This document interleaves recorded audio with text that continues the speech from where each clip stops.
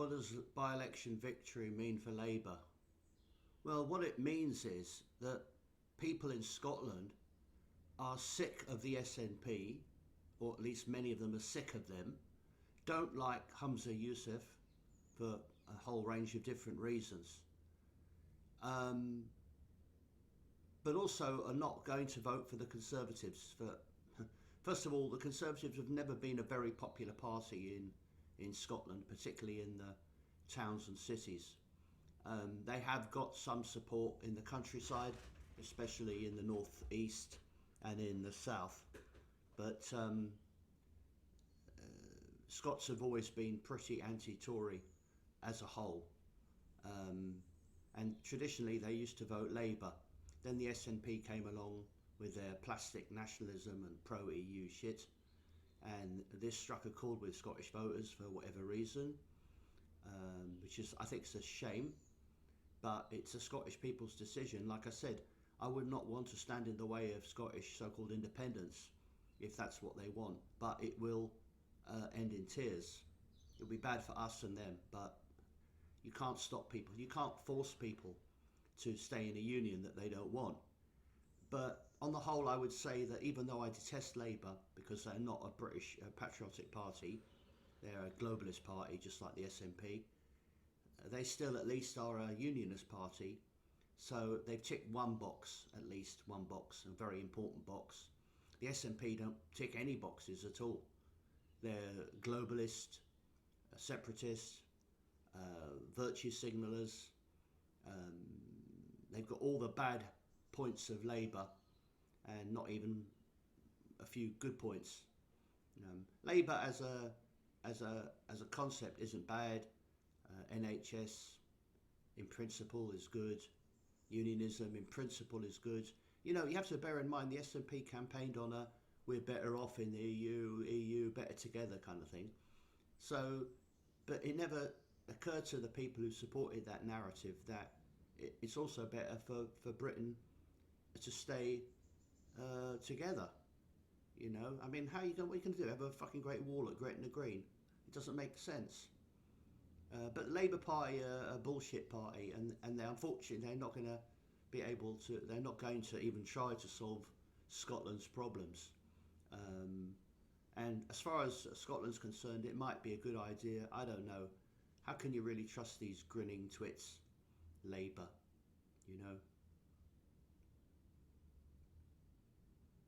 But you know, you try one party and it fails, then you try another party and it fails, then you try another party and it fails. They're all going to fail, and they're all designed to fail. And people in Scotland are not voting because they like this guy. They're voting out of desperation because they can't stand the Tories who fucked up the country, the entire country, not just Scotland, the whole bloody country. They fucked it up. And the SNP have proven themselves totally incompetent, you know, I mean, at best. So it's good. It's kind of a good, it's kind of, you know, how can you say Labour? I mean, the problem is the Tories don't deserve to be re-elected. They don't deserve to be re-elected. But on the other hand, you know, Labour, SNP, I mean, really, people don't have proper choices. What Scotland really needs is an independent unionist party that cherishes Scotland's unique identity, but also wants to stay in the union. I mean, genuinely wants to stay, not holding your nose. I don't think the people who live in Northumberland and the people who live in you know, southern Scotland are that far apart. They've got the same kind of issues, same climate, same challenges in their lives. I don't see any benefit in that, especially after all these hundreds of years. But look at these grinning twits.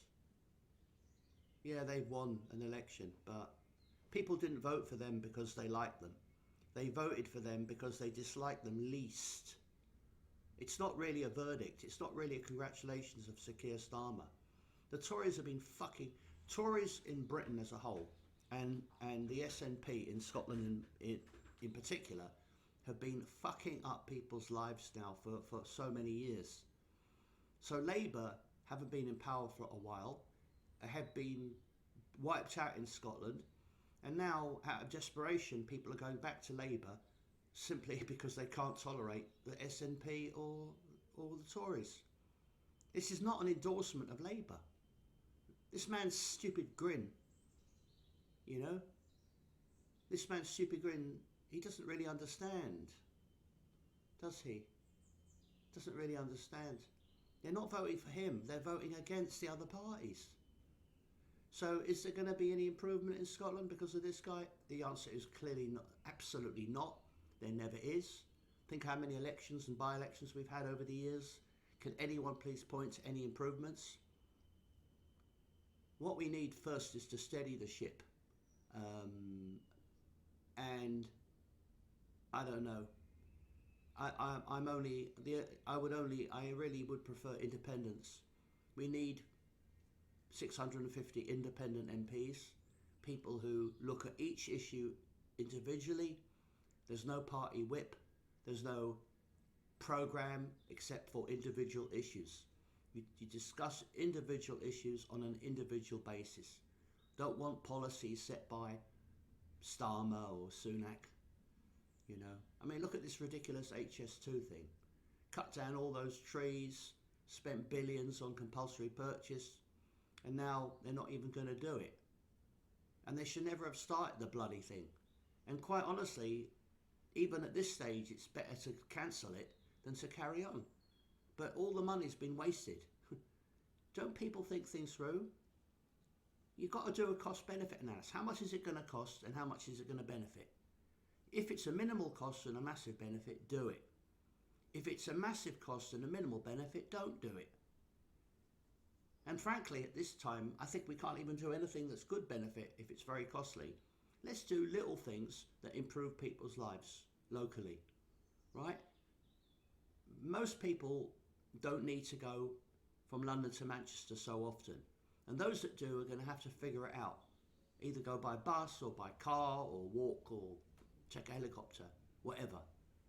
It's not a national priority. Moving people fast from A to B is not a national priority. It really isn't.